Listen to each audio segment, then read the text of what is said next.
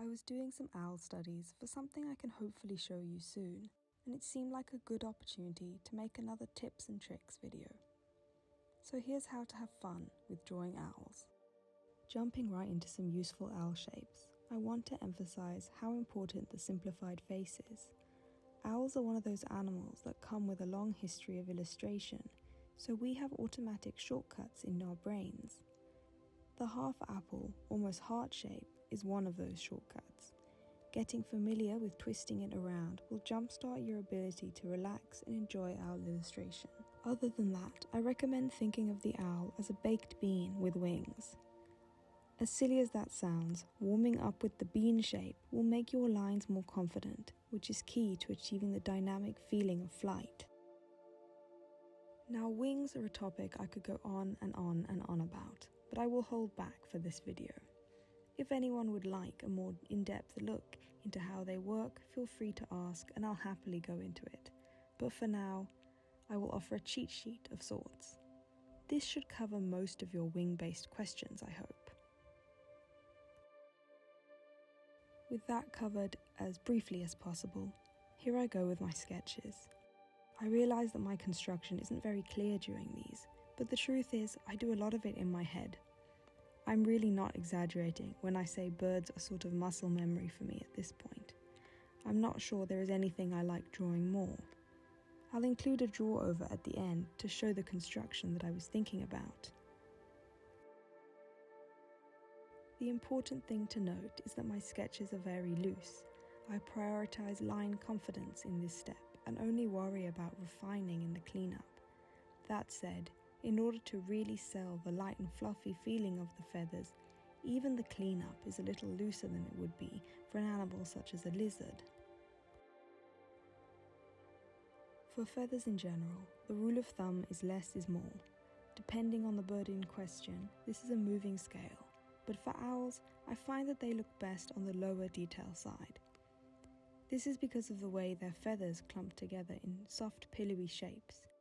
I wouldn't recommend splitting them up too much, especially on the wings, as they start to stray into more of an eagle-like territory. I'll also just say, I drew the skull here pretty much just to fill that space. I suppose it could be useful to know the bones underneath in some cases, but for the most part, it's so far removed from what the living version looks like that you should rather focus on the feather formations.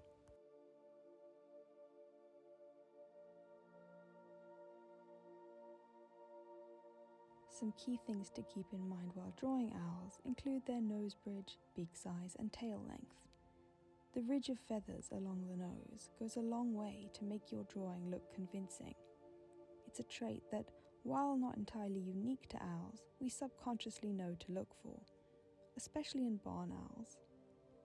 For the beak and tail, it's important to remember that they are smaller than you might initially think. The tail has a lot of room for forgiveness on that front, but the beak starts to look quite strange if it's too big. If your owl isn't looking like an owl, always check these 3 features first.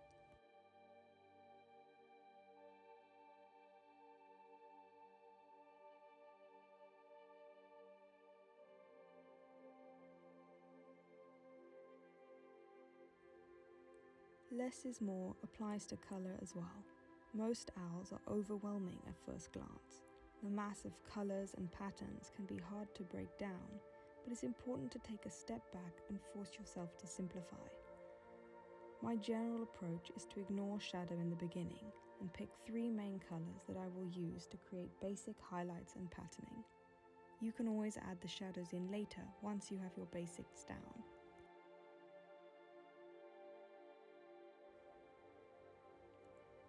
Keeping to 3s, I also used 3 brushes in this to make sure things didn't get too flat. One brush carries the majority, something soft and fairly opaque. The second brush breaks up the main colour. In this case, it's a triangular brush that draws 2 varying lines with every stroke. And finally, a brush for the very particular highlights and details. For me, this was a 3-line brush. You don't need to stick to these exact 3. I certainly don't. But if you feel like it's looking a bit flat, I recommend testing out something similar.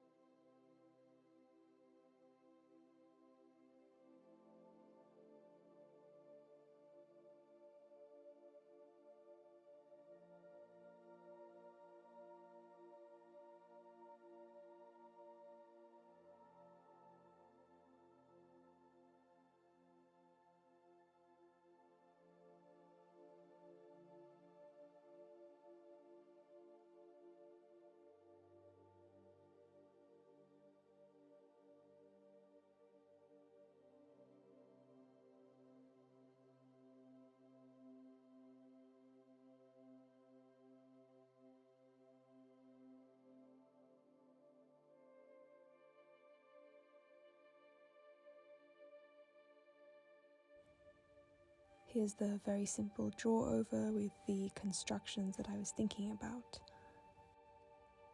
I hope you can see that when it's broken down like this, it's really not as complicated as it seems at first.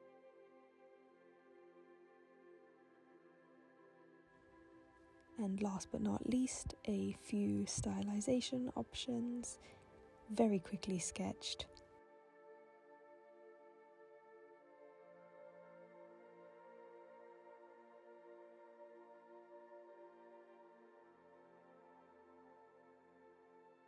I'd be curious to see if anyone was able to guess what character I'm doing all these studies from. The hint I will give you all is that this character is from a book. Not a series of books though, just a single book.